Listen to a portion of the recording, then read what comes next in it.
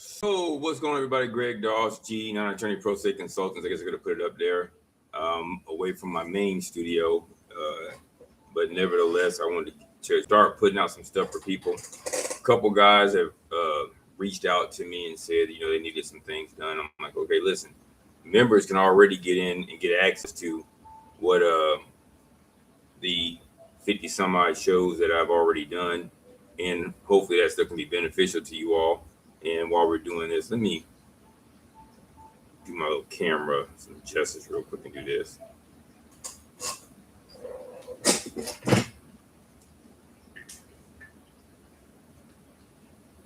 And I'm just moving some stuff around before I sit down and we get this session going. A couple of things, I know people can still hear me, I'm still here, is that there's been a couple of questions about jurisdiction, and some of it actually applies to the case that most people are aware of involving myself. And there's a couple of people who've had situations, but their jurisdictional challenges were not exactly the same as what I faced. But I actually have a gentleman who was helped out during the process. And what he did was he was able to get resolution to his situation by challenging jurisdiction in his case, which was actually out of Massachusetts. I don't know if he's around right now, but I will, as we wait for a couple of people to show up, pull up his case and maybe even call him on the phone. So let me bring my camera back to life. There we go. So now I'm back to life. I don't know how I'm going to be here, but I just wanted to make sure that I give everybody an opportunity to kind of chime in and get some of their questions answered. Of course, I had to start off always as saying I'm not an attorney. I don't have a license to practice law. I do not practice law. What I do is study the law, tell people what I learned, how I gather the information. I don't give information as advice to apply to your specific case, but it's general information regarding the law and lawful principles, which, by the way, belong to the people. So use any information obtained for educational edification only. And the reason I say that is because I want nothing I say to be construed to be legal advice. If you feel you need legal advice, I would highly encourage you to hire a licensed and hopefully competent attorney and be legally advised.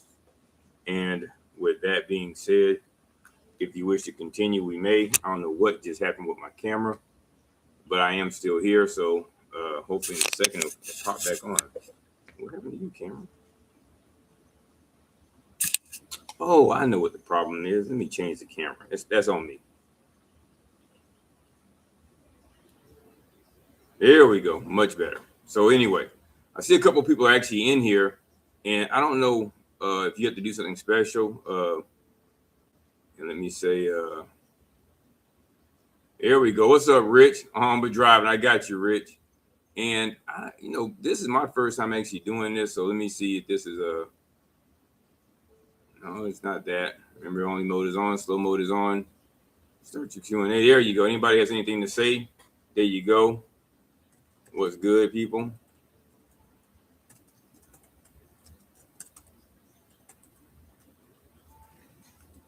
There we go. I got the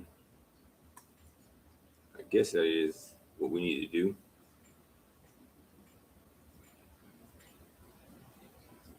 So now, any questions, just put them in there. The live chat is up as well. What's up, Mike? What's up, G? What's up, Mike? Any questions? Anything anybody wants to add or ask? I guess I have both of you all's. I don't know if it'll allow me to do it any kind of joint way, but anything that you have to ask, because we're so used to doing things on Zoom, which is all interactive. But put your questions in there, and then I'll answer your questions to the best of my ability. Anybody else that you know is a member who probably could become a member may have some questions.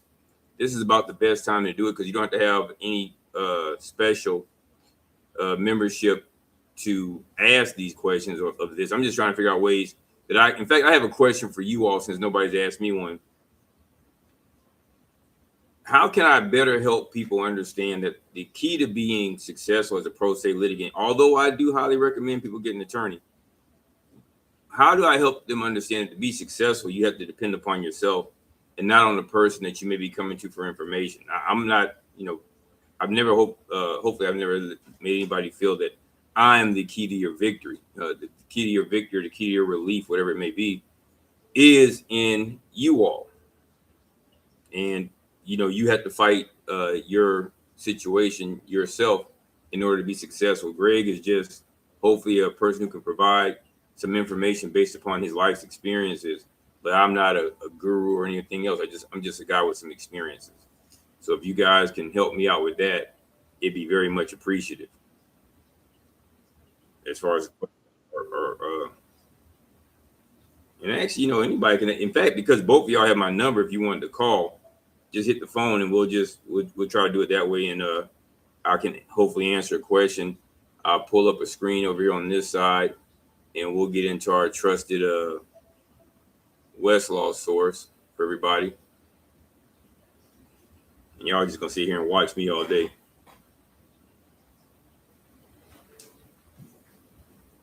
We've all gotten spoiled by buying services to self-serve. Is in some way unimaginable. I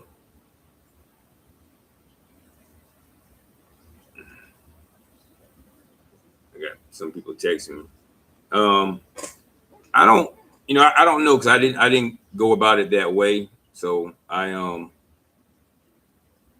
think part of my blessing, so to speak, was that one, I never had I didn't have an attorney, which I'm not necessarily saying that was a blessing, but I did have to depend upon myself to get things done. And if it's easier for you all to call me, just call the number. And then, of course, the members actually everybody in the world should know my number is 813-570-9617. Again, it is 813-570-9617. And any of the questions you have, hopefully I can bring about some sort of answer and resolution. Everybody should be able to see the Westlaw. I believe, Rich, your case is in New York, correct?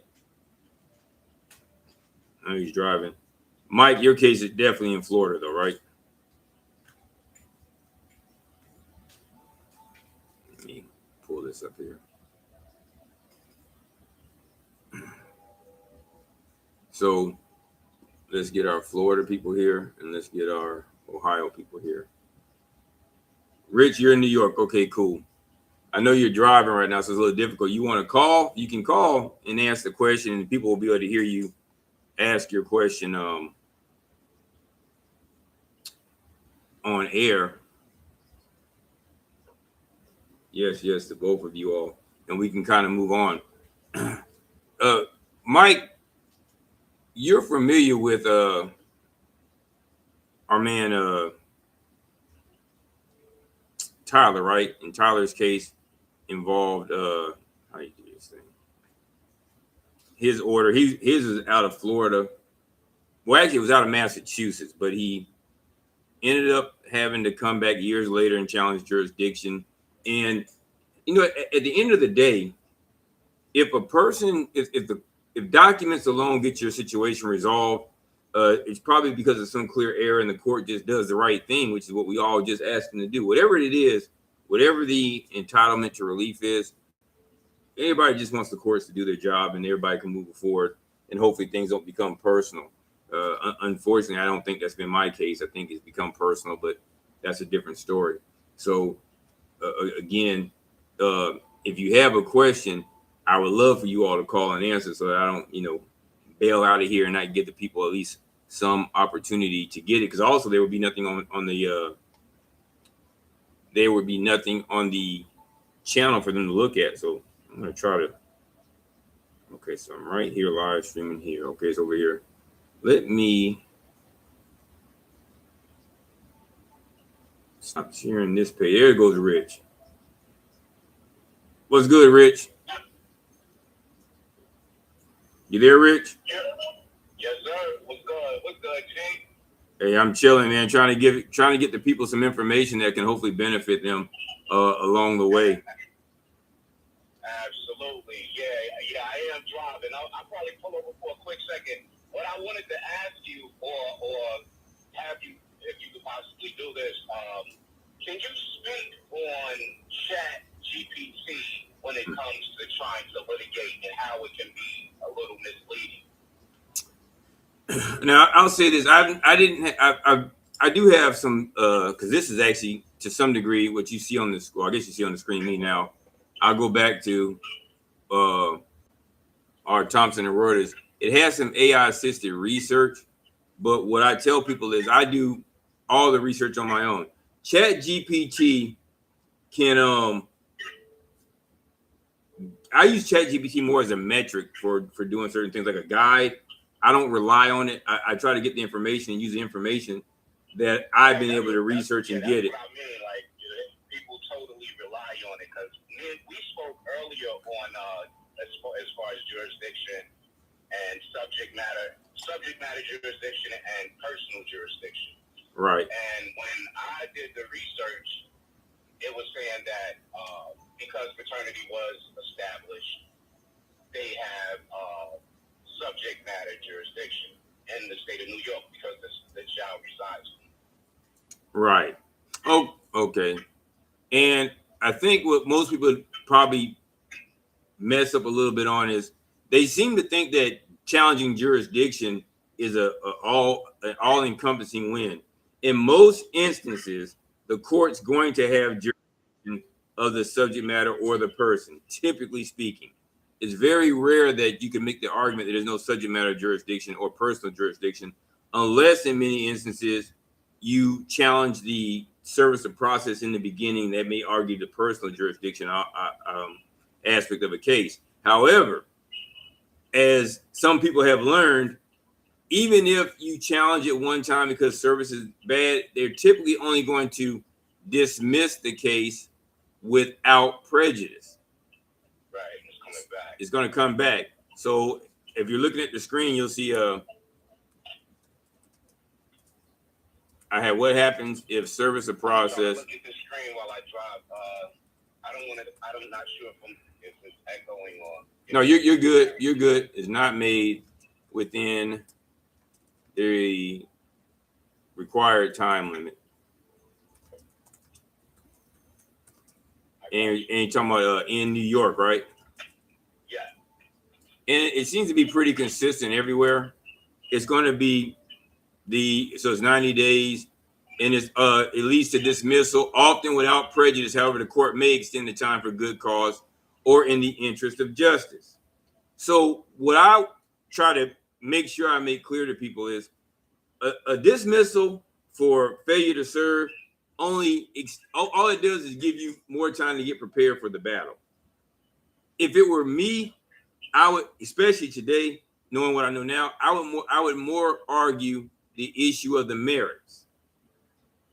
That makes sense to you? Like, is there a time sharing agreement in place or a custody, depending on how your state works? Are all the financial documents in place?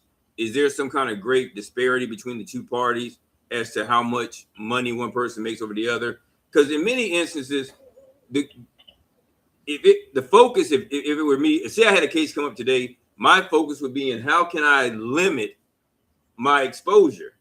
So let's say you do nothing at all and get a default, and they say you got to pay $500 a month because you just didn't adequately, you didn't even try to dispute like time sharing or do everything that's necessary to get a time sharing agreement. Okay, yeah, but let's say that there's a presumption, like in Florida, let's see in New York, under New York law, is there a presumption? And I'm using Google, but we can go to Westlaw under New York law. Is there a presumption of equal time sharing?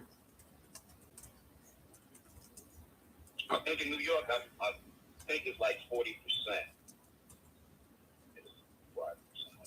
So I'm gonna look it up.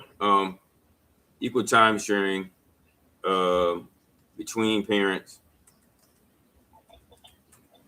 under New York law. Oh, I'm not interested in this AI motion. No, there's no legal presumption of 50-50 equal time sharing under current New York law. Custody decisions are determined strictly on a case-by-case basis, focusing on the best interest of the child, while recent legal trends favor joint legal custody and increasing parenting time for both. It is not automatically 50-50. And Mike, you're Florida, right? So let's ask the same question under Florida law. And I'm sure you already know, I just take the same question. So that way it's not even different for anybody looking at it. And all we're going to do is copy. And you're also watching the same way I go about answering most questions, unless I'm actually in the middle of doing something. Then I'm going to always use the Westlaw, which I tell everybody is a great investment if you can afford it. Fortunately, I can, but I also do some independent stuff. But and you see how much different that is, Rich. Look at that. And Mike, you see that as well, right? Under Florida law, there is a presumption of 50-50. It's a rebuttable presumption that 50-50 equal time sharing is in the best interest of the minor child. That means courts start with the assumption of equal time sharing, which can only be overcome if evidence shows it's not in the child's best interest. Do you see how great of a standard that is under Florida law? And that's chapter 61 in Florida also. It's an AI pool. Just go to chapter 61 of the Florida statutes. I think it's 61.13 of the Florida statutes. In fact, it's called the Good Parents Act. What is Florida's Good Parents Act? Florida's Good Dads Act. I think it's called Good Dads Act.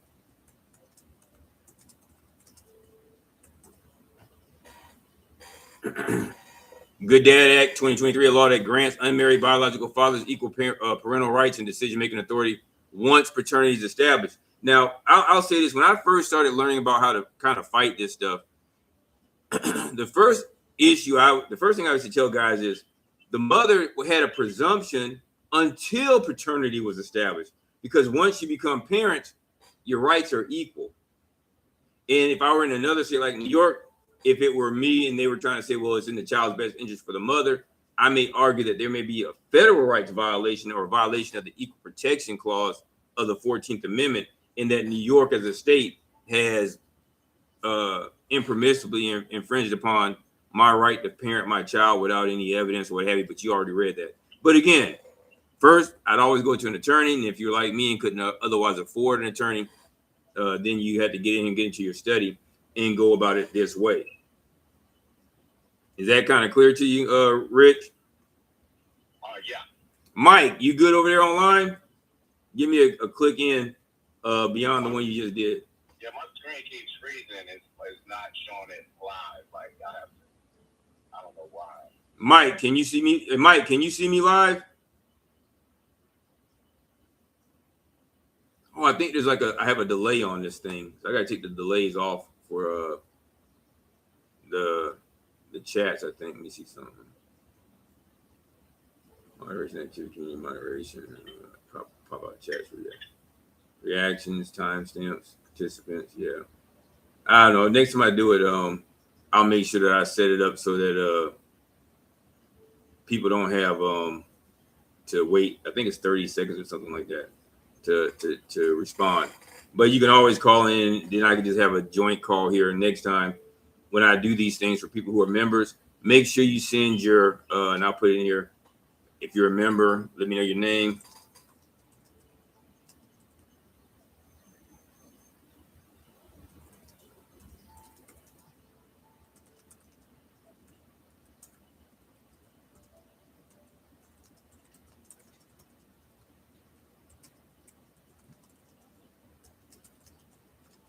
And also, I'm getting ready to move away from YouTube and build my Skool, so these will be able to be held in the Skool platform, and that way I'll let Skool just handle everything from there. But you'll still get the same kind of service, and we'll hopefully be able to answer your questions. So did I answer your questions pretty good for you, Rich? Yeah, you did. Okay. Now, I don't know if Mike has any questions. Okay. In your case, I don't know, you want to get in any details for the other people who are out here? You just want to kind of keep that on the, because I think we answered your question in there, right? You talking about me or other brothers? No, you, Rich. Do I want to give any information or insight or what? Yeah, any information or insight as to what happened with your situation? Well, as of lately, the case was dismissed for she didn't show, so it was dismissed. Which it was dismissed. Without prejudice? Of course she came back, which I knew she would. So yeah, we're back to square one now. And she's asking for the case to be reinstated. You know, the old case to be reinstated. And she was trying to make mention it was because of the weather and all things of that nature. But, you know, my rebuttal for the most part was, you know, you had ample enough time to, you know, let them know, you know, for the most part, in advance. In other words, it was a, you know, foreseen situation. So let's go here and try this right here. Since why'd I got Ohio? My bad, bro. You're in New York. I had somebody else in Ohio. That's why I just did it. Let's try this right here. What is the standard of review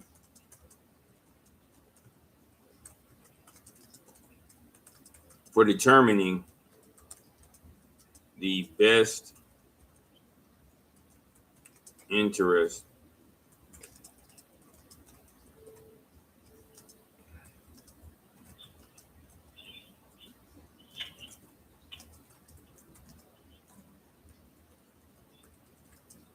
when I say standard of review, that means that, okay, what I've learned in doing what I do is whenever you go through an appeal process, it's going to take a little while. The appellate process, and this is perfect. Hey, anybody who can, I would highly suggest you get this. I mean, they have different kind of packages for people, but it's costly. But in some of the things that I have going on, I can't afford to not pay I think it's $1,200 a month or whatever it is. I can't afford not to. But the best interest standard is, the standard review is like, what have the appellate courts come to determine is what the process has to be to determine the best interest. Now, if the courts had an obligation to do these things and they don't do it, then you may have an argument as to a procedural error.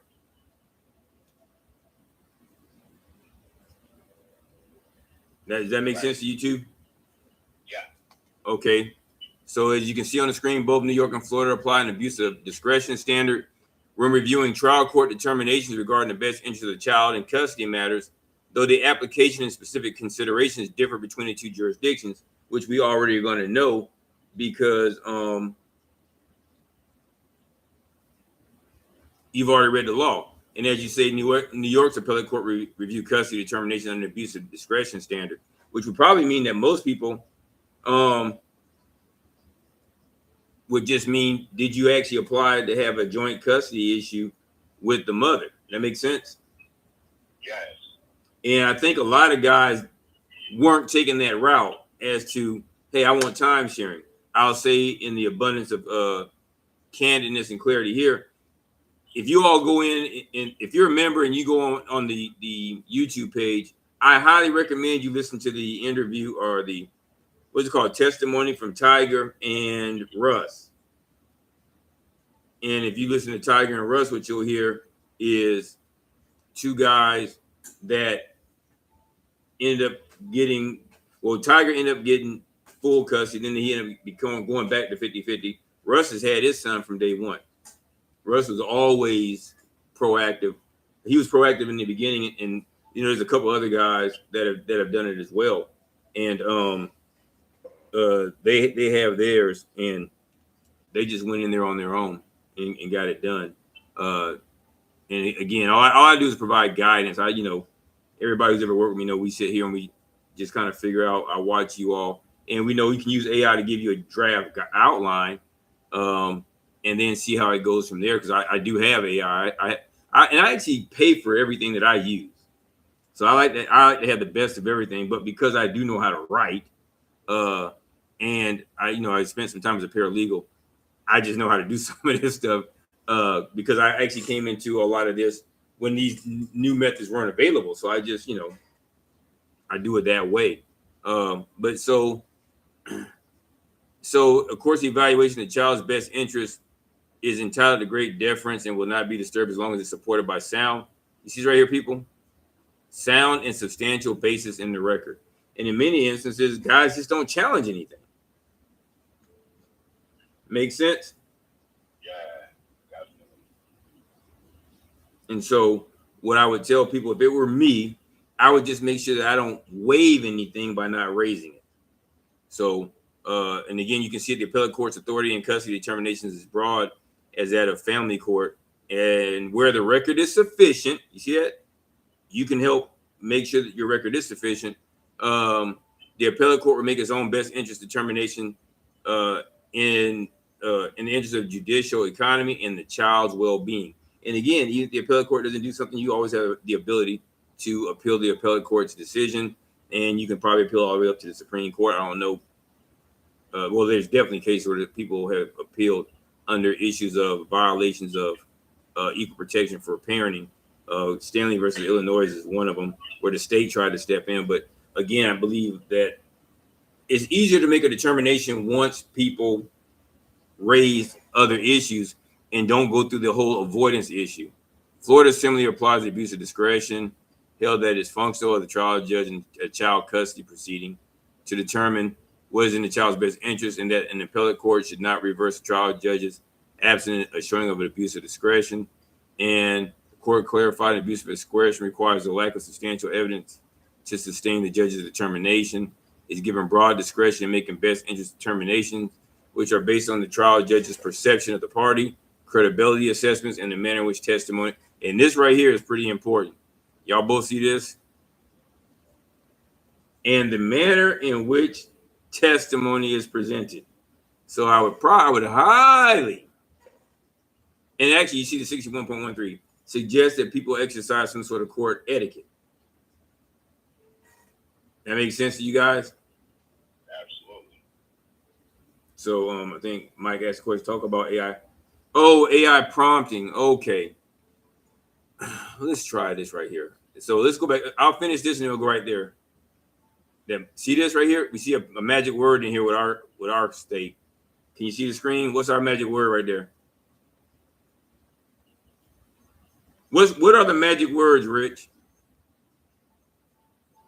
In Florida statutes, section 1-1. I gotta forward my screen. It keeps freezing up, so I'm not able to. Oh, okay, my fault. Real time. I actually pulled over to the speedway over here. Establishes. Okay, the key word is must. There we go. And when you see must, what does that mean? Yeah, that's what it is. I mean, they have to. Must consider and determine the best interest. It must address these factors, and either the record or the final judgment must reflect that the custody determination was made in the best interest of the child. A decision based on less than the court's consideration of all the factors set out in section 1.13 is insufficient and constitutes, what are those last two words? Reversible error. You see how that works, bro? So do you see why when I talk about process, procedure, understanding the rules and how to apply the rules and not crashing out? And I'll say this again for anybody who's a member who gets this later on. It's not our fault that you don't live in Florida. Right, Mike? It's not our fault. But what I will say is this, and I'm going to talk about it a little bit later on because you mentioned it today, Rich, in our discussion. People, and I won't say specific names, but there's a whole lot of people online who do things for clicks, likes, and they make their money by pushing certain narratives. The way to change the way the law is written is to send people to Congress who represent your interests. And you can only do that by participating in the process. If voting didn't matter, one side would not put so much effort into ensuring that you can't exercise your rights. I'm going to keep it clean. Because you know what, y'all, if y'all watch me in city council, I'll say some pretty horrifying words to these people. Right? I don't care. And anybody that tells you that not participating in the matters that concern your life is not doing you a service at all. And a lot of these guys sound really silly because a lot of the things that, particularly you guys who are a little bit younger than me, have had, you came into the world with a lot of it. So you never saw that. You never had to deal with the fact that there was once a time when people in our communities didn't have any rights in the courts. I was born in 1968. So when people talk about Malcolm and Martin and some of the civil rights leaders, well, that didn't matter. They didn't have the benefit of, yeah, good job, Mike, must and mandatory. They didn't have the benefit of the civil rights laws. They didn't have that stuff. Because you got to remember, Martin was killed in 68, and like the Voting Rights Act, the Civil Rights Act was 64, 65. So it hadn't taken effect the same way that people living today understand it to be. And when you're a forerunner, what people also don't realize is when people are forerunners, a lot of people stay away from them and say, man, I just want to see what happens. And then once the benefit's there, then they jump in here and they want to be seen, which is why I highly recommend that people participate in the process that affects your life. Now, I hope I just lost my train of thought. What were we going to talk about? Oh, prompting for AI. So it's not here. Let me see. Well, you can do it here. Well, I can build one in here. I'm not as good with the building because I already know how to build. Let me see if I can come up with a prompt that would allow us to ask the question to the, let me see something here. Mike is asking about prompting from AI. So let me see. I know you'll probably see me on the screen now, but let me see if I can build up and pull up a, let's just go. Y'all use Chat GPT, or do y'all use like some other form? Gemini, Chat GPT? Chat GPT? Okay. And let's try this right here. So let's go to the screen.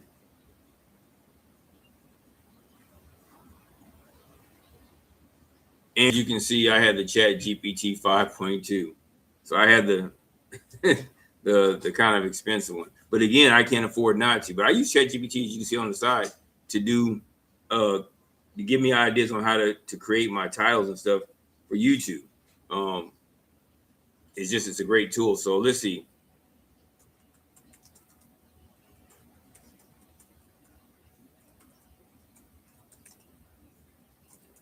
What kind of motion, Mike, or Rich? Because I see Mike is. Are you here, Mike? Text. Hey, Mike. What kind of motion?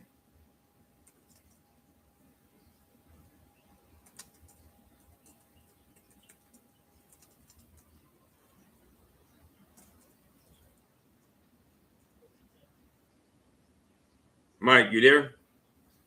I guess he's not. I'm looking at the text messages, Mike. Rich, you want me to ask it a question? Say that again. Let's see. How you file a legal service motion in opposition to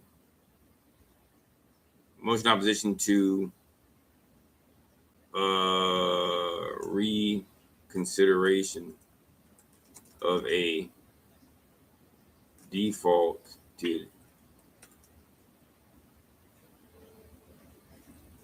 legally sufficient motion opposition by a respondent to a petitioner's motion for reconsideration that resulted in a default due to failure to appear. See how it is? Can y'all see that? So the question is, how can I help you? It says draft a legally sufficient motion in opposition filed by a respondent to a petitioner's motion for reconsideration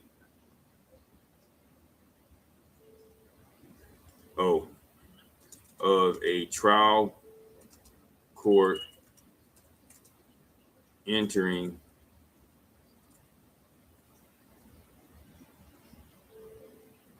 a default due to failure to appear. Default favor of respondents. Motion to dismiss.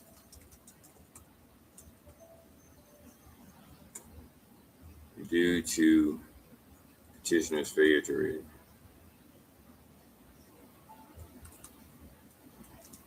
I wish some of my AI guys were here. Chat. There you go. Can y'all see that? Can y'all see the screen? Yeah, I see it. I see it, G. I'm getting a delay though, so I see it. It says draft a legally sufficient motion in opposition, filled by respondents. Petitioner's motion for reconsideration. Yeah. Hold on. Oh, there should be a comma here. Comma set it off. See, file a sufficient motion in opposition, filed by respondent, to a petition motion for reconsideration of a trial court's entering of a default in favor of respondents, motion to dismiss, and due to petitioner's failure to appear, or something like that. So the prompts are going to get you what you want, I guess, under New York law, using New York law.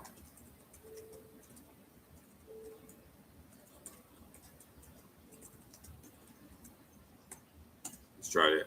Let's see what it gives you.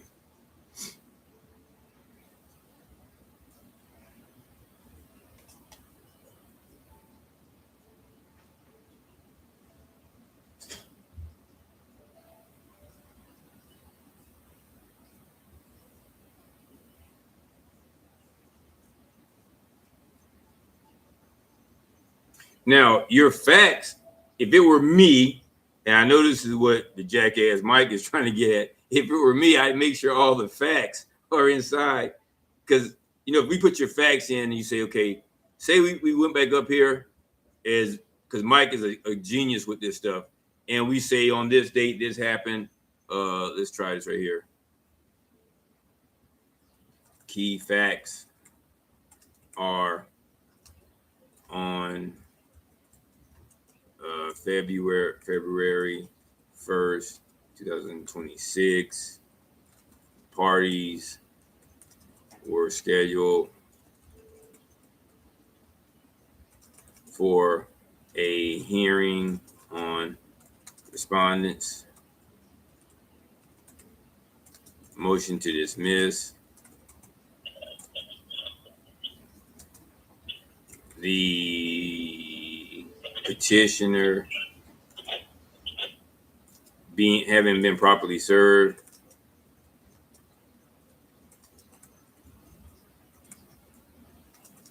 The last known address of record.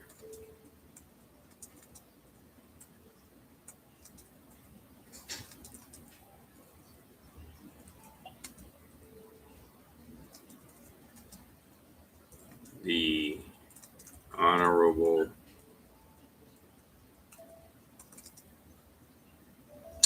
the court presided over by the Honorable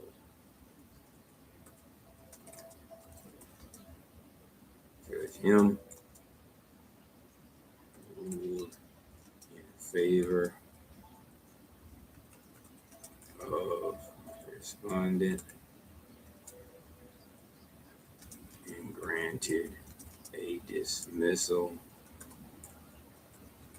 without prejudice. Can y'all both see that? Mike, you see that? Rich, you see that? Yeah.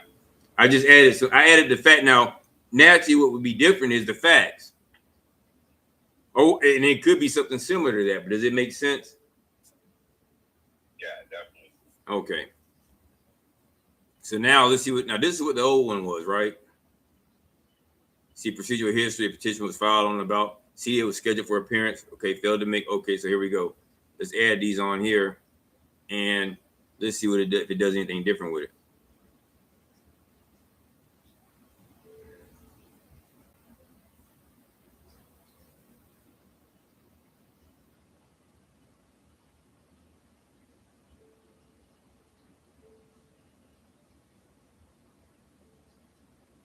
Looking a little bit, making a little bit of sense to you as you're reading it.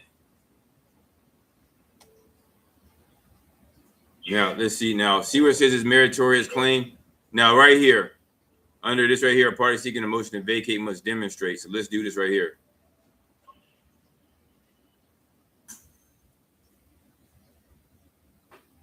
What popped up on the screen? Oh, it didn't do that, huh? So let me do this right here.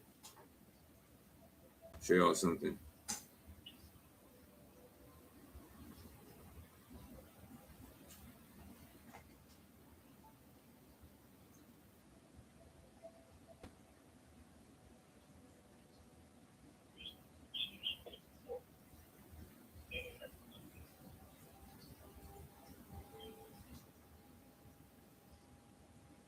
Can y'all see the screen now?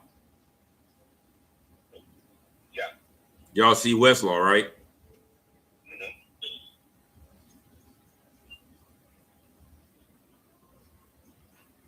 And Mike over there tripping.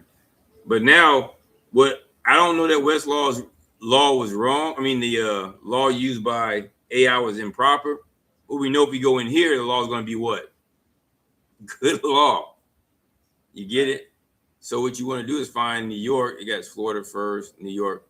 See right there? There's a rule.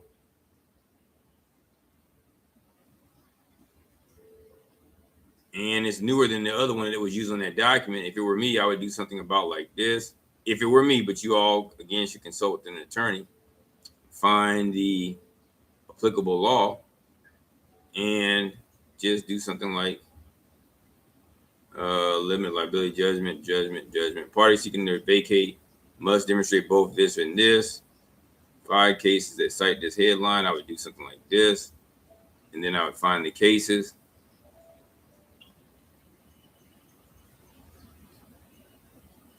In these cases that cite that rule, if it were me, I'd find the newest case for obvious reasons, right? Yeah. Because that means it's something that the court would be more apt to understand. And make sure the facts in the case kind of resemble the facts in your case.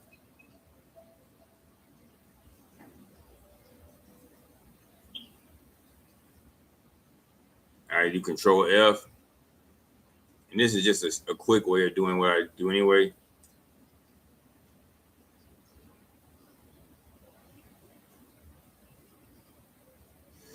Let's see if we can find vacate in here. V-A-C-A-T-E. You got 2 vacate. Party to move to vacate the order. Claim and demonstrated. Oh, there you go.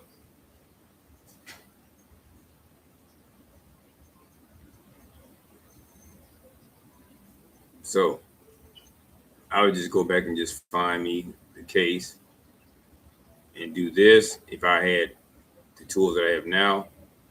And it's going to say I can copy it with reference. It keeps saying Florida, but it's not going to do that when I see the document. I would end this. I would come back here. I would go see where this is right here. There's highlight. Oh, my bad.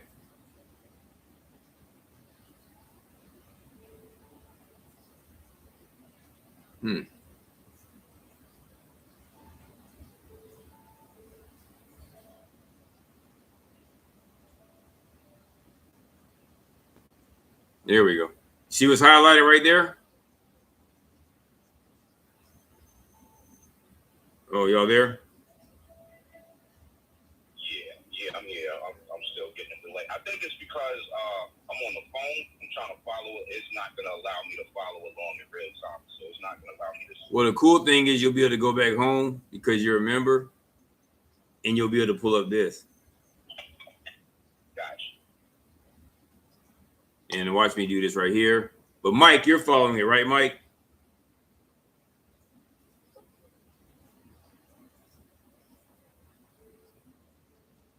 What is this thing saying?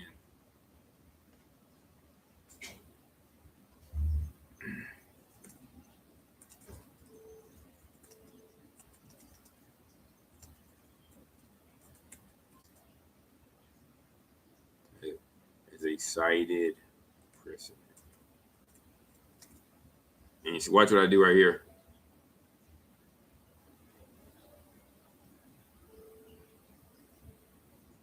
It's going to replace the case. She'll replace the case that you had with that right there. And there you go. So hopefully this gives you all a general idea. See that? See, I just gave you a different case. And you know the case is good because you actually did the work to go look up the case. You get it? We don't even know that other case was any fucking good. Right? Absolutely. So, and you would do that in anything that you wanted to show and direct the court to what the precedent is. If it were me, I just stick the cases in there and go with it from there. And then again, you can always ask the judge to do it for you. I mean, judge, a lawyer, an attorney, or talk to an attorney. An attorney will probably do something similar to this.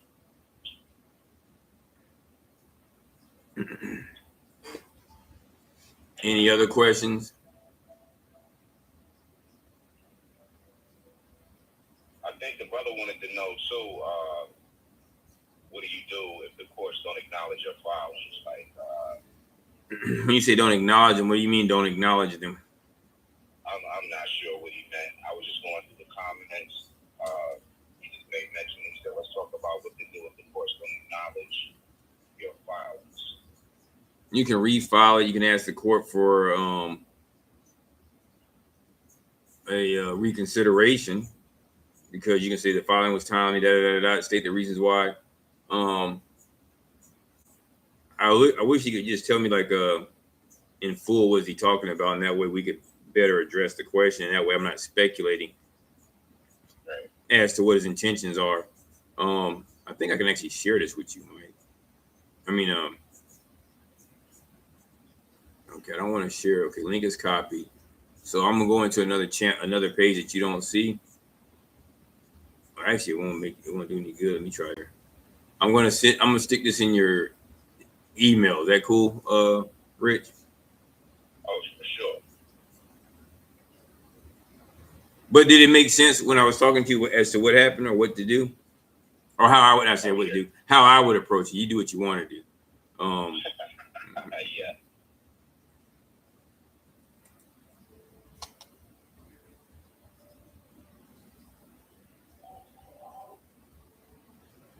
So, Mike, if you have a question, you can either ask it here, or you can ask it in the phone, or you can just call, and I'll just merge everybody in. Check your email, Rich. I just sent the link. I got you, bro. And hopefully that was beneficial.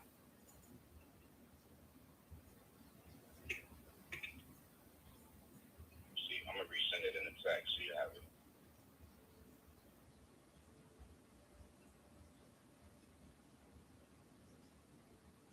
So yeah, you should be, and hopefully that's beneficial. Okay. So I'm waiting for your question, Mike, as we are moving forward toward getting this thing wrapped up a little bit. What type of errors should we look out? Errors? Well, depends on what the facts of your case are. And no, I already sent it, Rich. Oh, okay, got you. Okay, cool. What the facts of your case are, what actually happened along the process, and what the court may have done improperly. And I guess we've talked about it on some of the other, like you all are both members, obviously, because you're here. If you go into the child support basics, you're going to probably see the difference. You'll know the difference between abuse of discretion. In fact, since we're here, let's do this right here. There's a difference between an abuse of discretion and an error of law. So let's try it this way, guys, since we're here. Window here.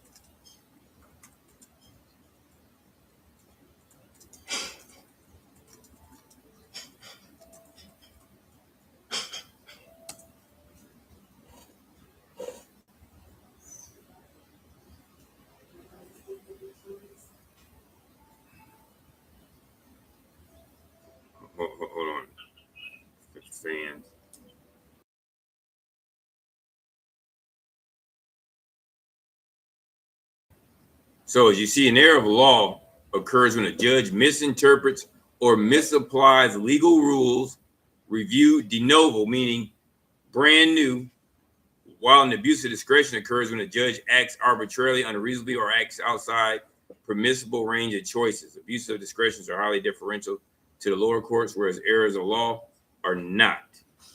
If it's a clear error of law, it's a clear law. And there you go. And I guess you both would know why the court did not. So the court has it. So you filed something and the courts did not respond to it. You could always ask the court to just rule on. If it were me, I would probably call the JA and say, hey, or the clerk if it's at the appellate level, because the mandamus is typically something that goes into the.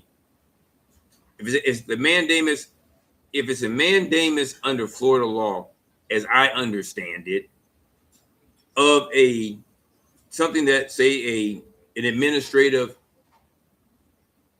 hearing officer should have done, you review a little bit differently in Florida. But anyway, let's say, for example, it's an administrative issue. The law was clear. The court had to do a certain thing. Then you just ask, hey, listen, the judge hasn't ruled on it. Call the JA and talk to the JA. Okay, they didn't reply to your mandamus, then my motion is set aside, but put the writ of bodily attachment out. If it were me, I just asked the court to review the bodily attachment. If it were me, I'd argue as to why the writ of bodily attachment would be improper and just state the law as to the reason why. And and one thing I tell people all the time is understand the rules. If you file the motion, if it's your motion, you have to make sure that you're moving your motion along. Because I have a couple that are still sitting out there, just sitting there looking at me too. I call, they typically don't answer. I email, they typically don't answer. But you just have to stay vigilant with it. But then if there's an abuse of law or or a clear error of law or an abuse of discretion, then I know the argument I would make under those circumstances. So if it were me, I would just get on that immediately, if not sooner. And that unfortunately seems to be something that happens quite a bit when it comes to, from what I'm hearing from people who are self-represented litigants. Sometimes we just don't advocate and push our stuff ahead. You have to kind of stay on it. That's why we talk about getting an attorney. Attorney typically is going to have an assistant. Assistant is going to reach out to the JA. And these are some things that I learned when I was a legal assistant or a paralegal. I pick up the phone. I had to make these phone calls. Hey, listen, we have this motion. Motion was filed on this date. You got to do this. And at the same time, before you do that, you had to confer with the other party. And you kind of get things arranged so that we can get in front of the judge. If you can't otherwise work the situation out amongst yourselves. Did that make sense to you too? Yeah. So you have to work your case. So, hey, again, hopefully this is beneficial to people. It definitely is never, as you can see at the top, not intended to be legal advice. As I always tell you, I'm not an attorney. I don't have a license to practice law. I do not practice law. What I've done is study law and tell people what I learned based upon my experiences and how I gathered the information. So I don't give it as advice to apply to your specific case, but it's general information regarding the law and lawful principles that I've understood because of my experiences. So please don't construe anything to be legal advice. If you feel you need legal advice, I would highly encourage you to hire a licensed, hopefully competent attorney in your state and be legally advised. At the end of the day, it's still your case, though. I don't care who the attorney is. I don't care who the firm is. At the end of the day, you could best help your case by being an informed client and a great client for your attorney. So I want to ask the brother briefly, if like those motions or whatever he filed, is his paperwork, did he send it certified mail? That would probably help. Filed electronically. So the filing is there. He said it's in the docket. So if it's in the docket, everybody knows about it. And in Florida, well, not typically, And Florida law requires all attorneys to have an email for service. So when you serve electronically, you'll see who you have to serve, and it'll serve everybody for you. So services, the filing, I guess he's saying, is your filing is without question. The court is aware of the filing. The concerned parties are aware of the filing. The court or the clerk just didn't set the filing to be heard or what have you, and they went ahead and issued the writ. And you can always, I've had it happen to me before. I just asked them to withdraw the capias. And typically what's going to happen is you're going to come to court within if you miss the court date, they're going to bring you to court within 48 hours. And then they'll ask you they're probably going to ask you what you can pay. I would not agree to pay something I can't pay, because don't forget that your contempt has to be based upon competent, substantial evidence. And it has to be based upon your present ability to pay.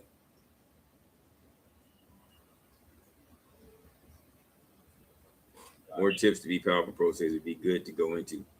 Oh, to be a good pro se. I mean, I can only speak on my own experience. I don't know if I'm a good okay, you want me to type in okay. What is the standard for a court? Okay, I got you.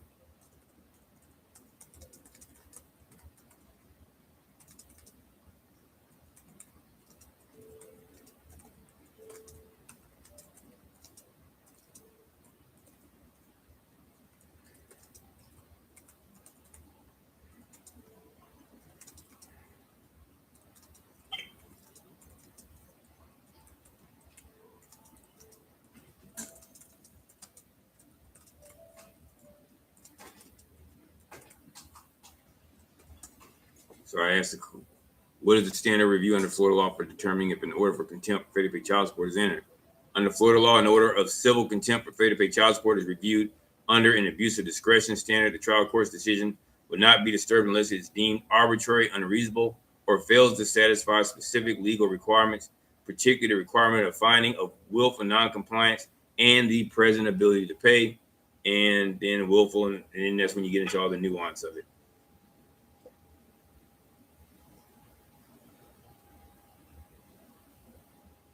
I see your text. Can you see the screen, Mike? But don't forget, though, you guys will be able to see this once this is done. This will be there for posterity on my page. Yeah, I'm definitely gonna have to go back and it's in the for members only section. And if you all have an issue, just let me know so I can make sure I make it available for all channel members. Was the information pretty clear to you guys? Oh, for sure. So there you go. You got that, Mike? And you also be able to see how I asked questions to come to a determination with or without the Westlaw. If you don't have that, it's just, I think it's a resource.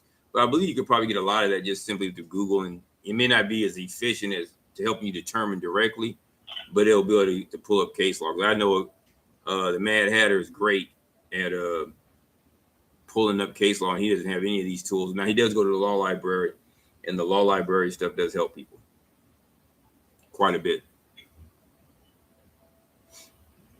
So that's good. We're all good for this first members only Q&A. All good, G. All good.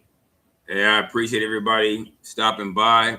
Hopefully it's a benefit. And if you happen to be catching this on the rerun or on the return, you kind of see how we go about doing things here. And again, people don't pay me for this right here. You pay me for my time. But I just believe, and Rich, you've been through about 30 or 40 of those classes, right? You were around anyway, right? Yeah. There's a lot of information in those videos. You're talking about hundreds of hours, and we broke down 1,000 different people facetiously. Broke down a bunch of people's questions to get determinations, and a lot of it is similar to stuff that I've already gone through.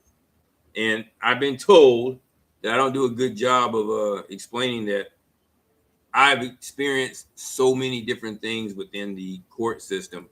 I sometimes don't think it's that important. I'm not, I'm gonna write a book, but I've dealt with situations involving child support for women that were I was married to, unmarried women who were married to somebody else.